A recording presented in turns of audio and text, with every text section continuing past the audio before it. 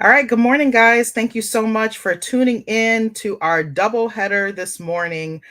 Today, we are chatting about your entrepreneur mindset and how to tackle your I don't want to do list. Um, this is a topic that is very close to me, and I know Lisa shares my desires in this area. Um, but a lot of times, as entrepreneurs, we create these lengthy, unattainable, just dragging to-do lists because somehow we think if we just put everything onto this list, we're going to be able to check it off. And unfortunately for us, that's not always the case. And many times we try to put things on our list, recognizing in advance that we're not going to want to do that. And we don't even give ourselves a bit of a breakdown, because it's kind of like, if I'm going to create a to-do list, it should be something that I can tackle realistically within the time frame, right? So you can't create a list to do and it just be a long, never ending list of all the things, right? So that's not a to-do list. That's more like, these are all the things that I have going on.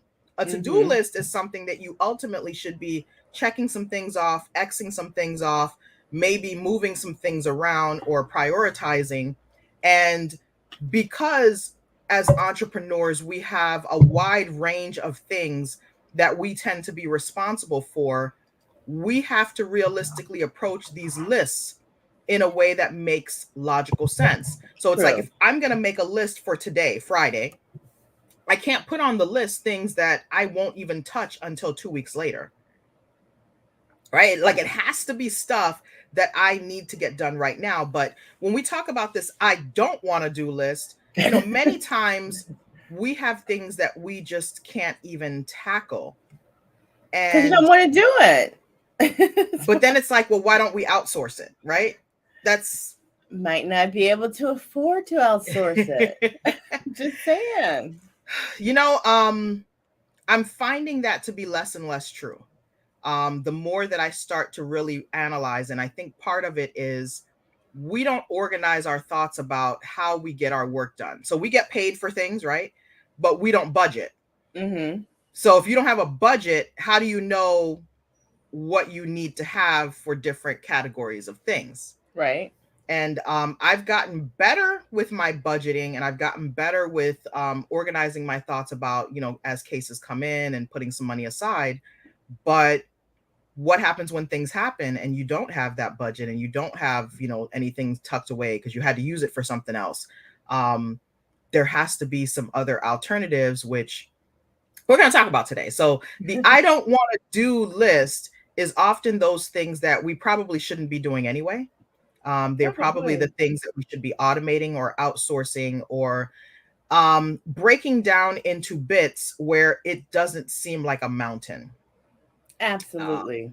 So what do you think, Lisa, when you have an I don't want to do item, how do you think that you can potentially make a change in the way that you approach that work? Well, me, I just take a nap and hope that when I wake up, it's gone. The problem's gone. But no, it's not realistic. Honestly, I don't do that. What I do realistically is I do like Sandy said, I try to make it something that I can really achieve. So putting a bunch of things on a list that you know you're not going to get to, because at some point you learn yourself. It takes us a while. Our learning curve is with ourselves first, because we think that we can conquer the world on paper, and we start attempting and we realize, like, no, this ain't me. I won't be able to do this. And then we get realistic and we keep editing these lists. And so you find what really works for you. So for me, it's putting it into some type of bite-sized pieces so I can accomplish something. The problem is that I still have things that started from like February, and I really hate to admit this to the world. They're still on my freaking list. There are things that's still on, it's hanging on like dead weight. It's like, why is this thing still on my list? And the reason? Because I ain't done nothing. So, Sandy, we need all the tips and all the advice we can get today, because as well intentioned as we think we are sometimes, we're not getting it done. So that's a problem. But you know what that tells me, and I'm going to turn it back to you. What that tells me is that you're absolutely right. It's not that I can't do it. It's that I need to find a way to pay someone else to do this part that just keeps not getting done. You're absolutely right. That is the issue. That's the problem. You know, this is a touchy issue because it very much involves your plan for your business. And I hate to say it because I struggle with this on a regular basis. You know, this is that balance that we've talked about a couple of times on this show. It's, am I working on my business or am I working in my business? Yeah. They're two completely different things. And many times, working in your business as the employee, as the workhorse, Mm-hmm. that dominates all. And Yes. so all the That's true. stuff that is like the administrative, the organization, the budgeting, the time management, the outsourcing, we don't get to. And Right. it impacts the work that we do in the business, right? Because we're Yeah. not working on the fundamentals. And even when I think about these I don't want to do tasks, you know, the things that will stay on my to-do list for months and months and sometimes years, part of the reason is because it's not budgeted into our process at all. So as an example, let's take right now, today.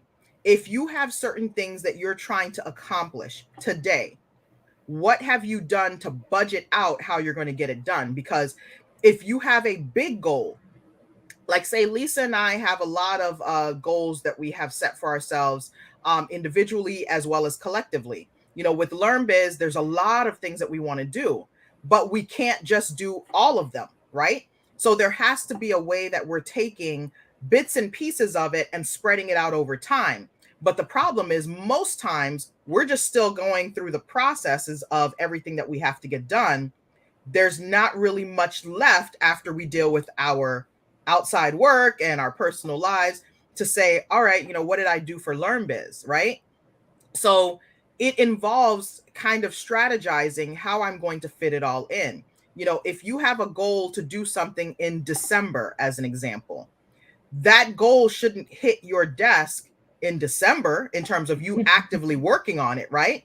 Right. That goal should start to be worked on in January or maybe last Or December. at least the first quarter, the last like September, October, November. Some at least give yourself 3 months, right? I mean, I think you have to give yourself time, and I can't even really calculate how much time. I just think that there has to be a way that you're piecemealing the task over time to give yourself an adjustment because many times those big goals are filled with I don't want to do items. They're just filled with them. The ultimate goal is like, hey, I really want to get this done. But along the way, the steps that it's going to take for you to accomplish that big chunk filled with I don't want to do list items.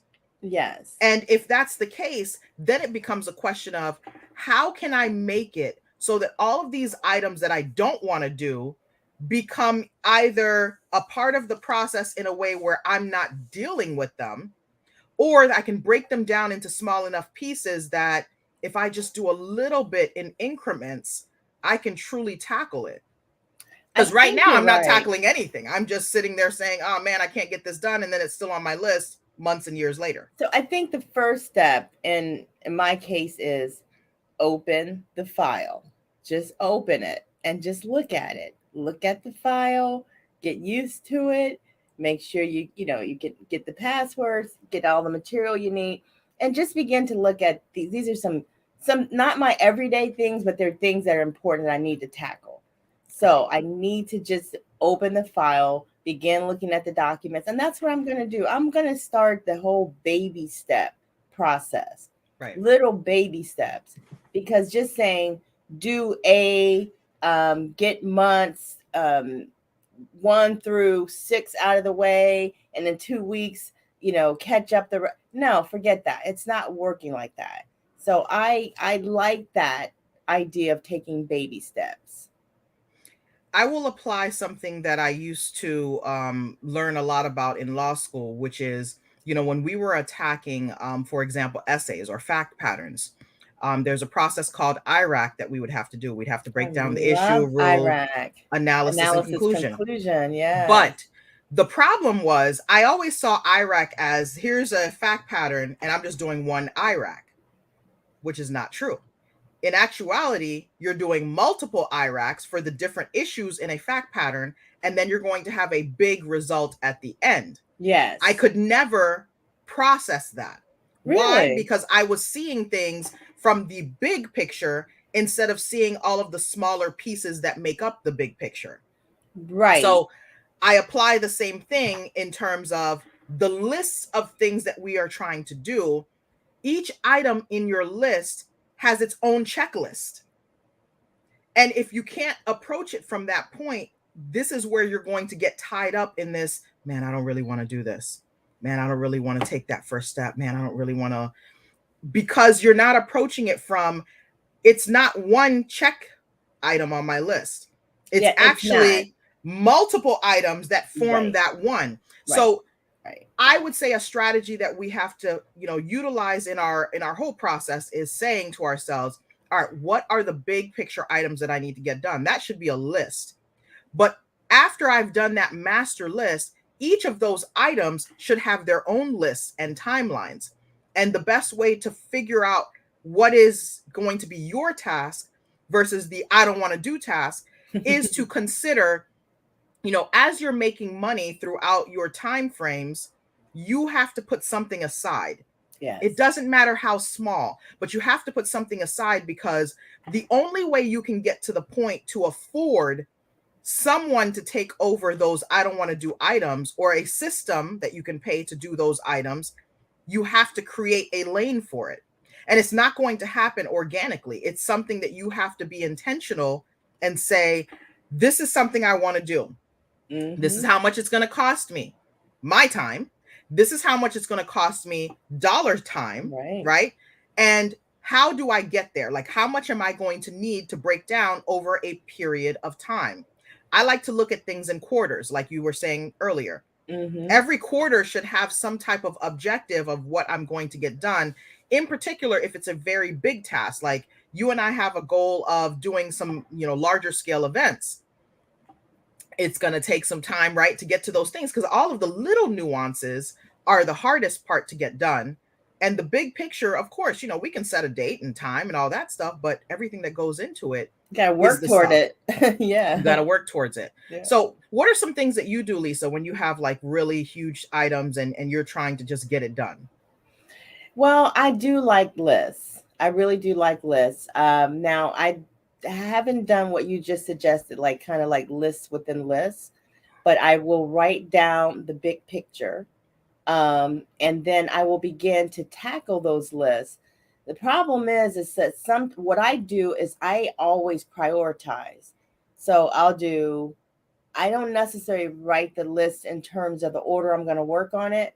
Like the way my brain works, I might just throw everything that's in my head on paper. I got to do this. I got to do this. I got to do this. I got to do that.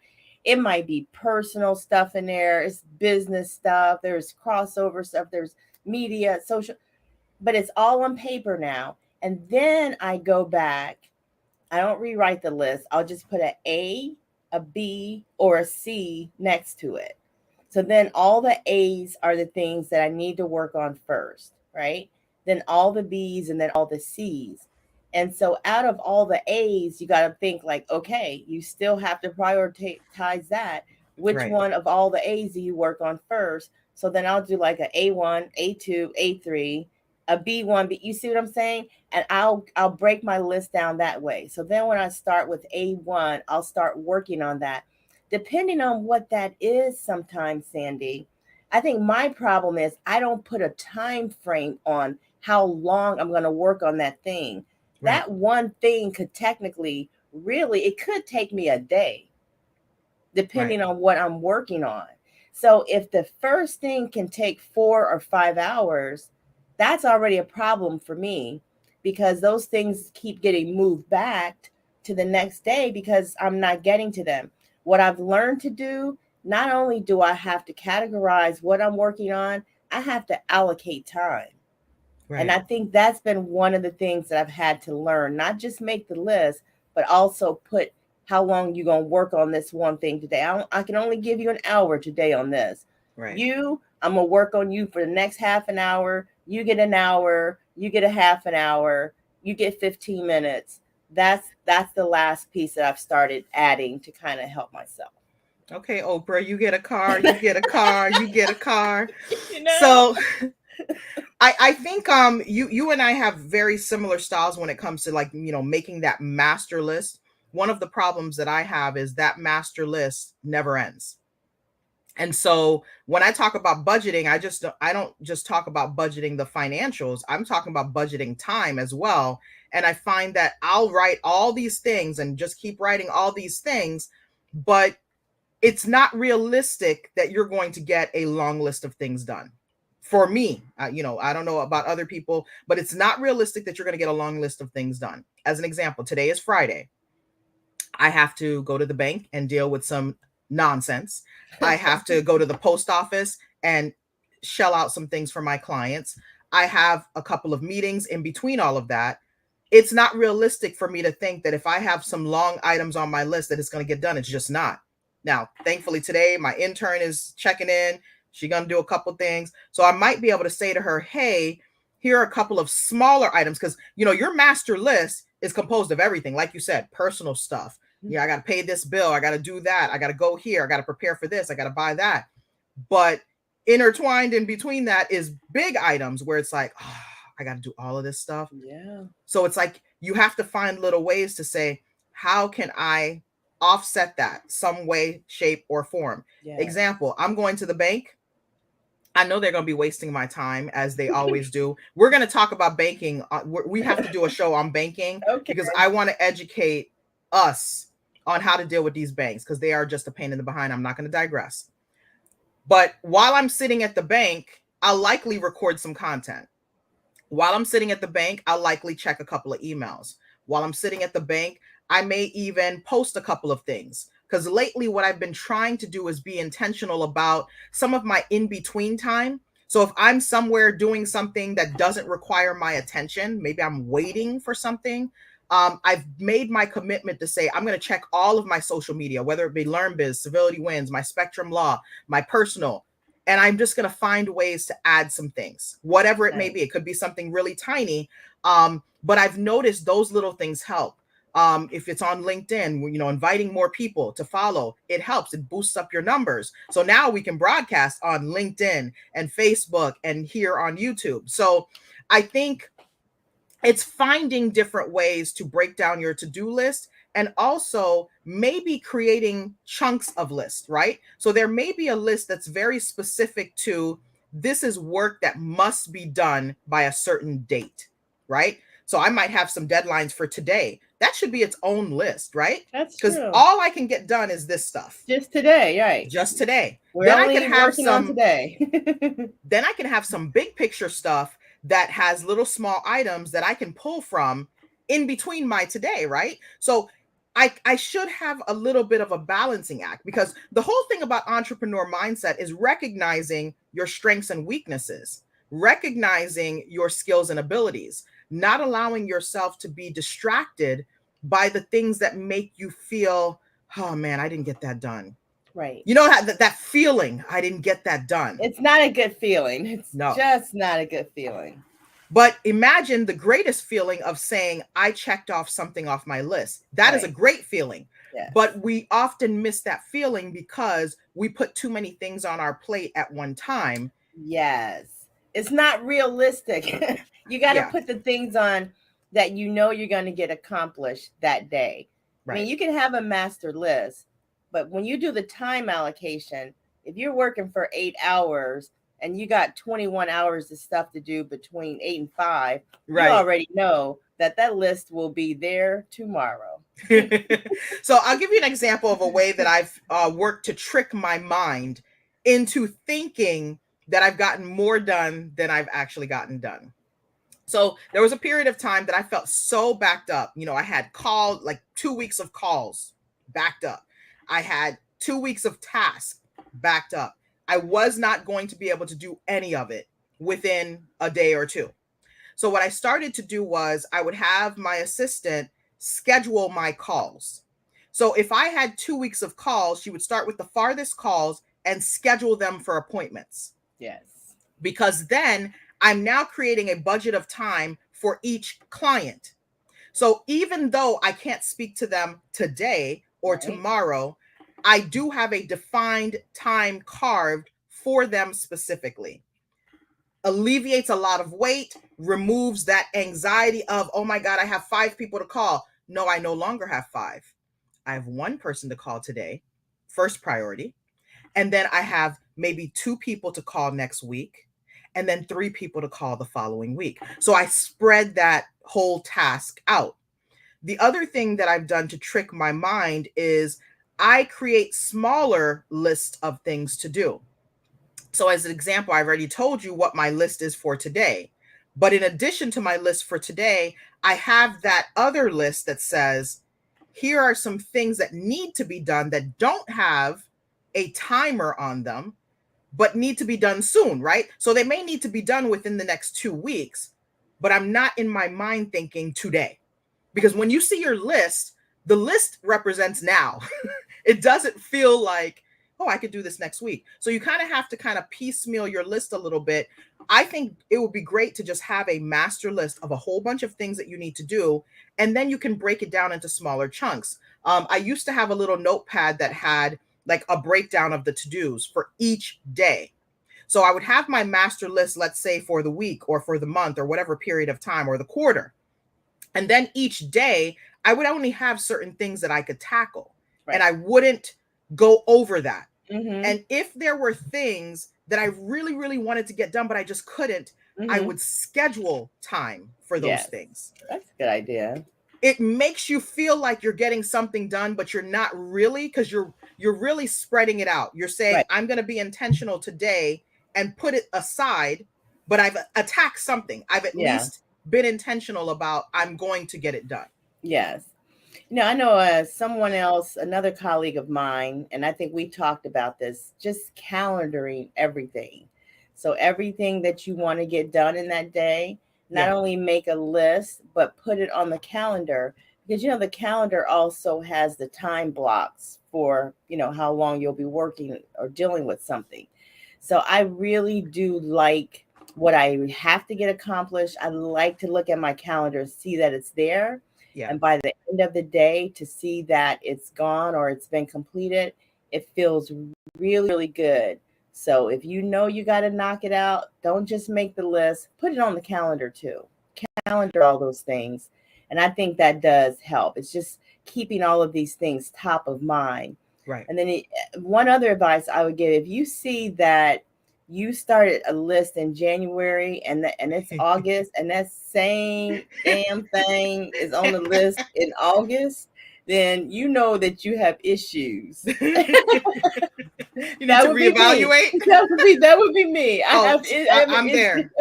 I'm there too. Something's wrong. Something's wrong when that thing keeps hanging on for 8 months, right? So that tells me, like Sandy said, it's time to get some help. It's time to pass that off to someone who will go ahead and knock that thing out. That's when it's like, it's not that you can't do it, but you're obviously not prioritizing it, or there's some other things that keep coming ahead of it. It's all about finding different ways. And something important that you just mentioned with that whole, something from way back when we're still on the list, part of it is we didn't budget for it. We didn't budget time for it. We didn't budget money for it. We didn't budget any kind of allocation for it. So we don't have an intention to actually do it. Now, if we said to ourselves, every time I bring in a case, I'm going to put something in a pot, and that pot is for my outsourcing, because I really want to get some extra help. It doesn't have to be full-time help, right? It doesn't have to be all-time help, but it could be just that one little thing, maybe paying for that extra software, maybe paying somebody on a contract basis to just help you for a short period of time. All of those things help a whole lot. And then the other thing that I say, I do a lot of calendaring of things that I have to do because everything is on the calendar. If I don't put it on the calendar, it's a wrap. But as far as the day-to-day stuff, I also put on my alarm clock for different things. So for example, when I have to come onto this broadcast, I have an alarm in the morning. If I have a meeting at noontime, I put an alarm 15 minutes before it, so that throughout the day I get these little push reminders because it's just necessary. Like, we really need that stuff. And Sandy, not only when Sandy shares her calendar entries, when she shares things with me, she's sharing her alarm. So my alarm is ringing too because of the technology. I accept it. I'm also accepting her alarm. So thank you, Sandy. I'm glad Lisa's appreciating my alarm job. So just a tip for the calendar, I always put notifications, and I put notifications for multiple times. So it's like, if I have something next week, I have a notification 1 week, a notification a couple of days, notification 8 hours, maybe 4 hours, maybe an hour. So I do it so that I'm being nudged. And that's what I think we need. When we think about our mindset on those I don't want to do things, you have to keep yourself pushed. Yes. And you have to give yourself some motivation along the process, especially for the things that you really just, I don't want to do it. And it's on the list, but I don't want to do it. So I like that. We have to keep ourselves pushed. Yes, I like that. All right, guys. So definitely appreciate you guys for tuning in. We hope that you enjoyed our double header today. I don't know what happened to the ticker. It looked like it went away. But want to let you guys know that, we appreciate you here at LearnBiz The Podcast. We've built up a lot of content on here. We appreciate your support. We've had some folks do some cash apps to us because they appreciate the content. So you can always go to the $ and LearnBiz. You can also find us on Instagram at B is for Biz. And again, check out our recent conversation about the Black-owned social media app Fanbase. Thank you guys so much for tuning in today. Look forward to chatting with you guys again soon. Let me see. We have somebody commenting. Hey, Doug. Thank you so much for tuning in. Thanks to Doug and Rigo. We appreciate your continued support. We really do. Thank you so much. Absolutely, guys. So we hope you have a great weekend. Look forward to tuning in with you again soon. So see you guys next time. See ya. Have a great weekend. Bye.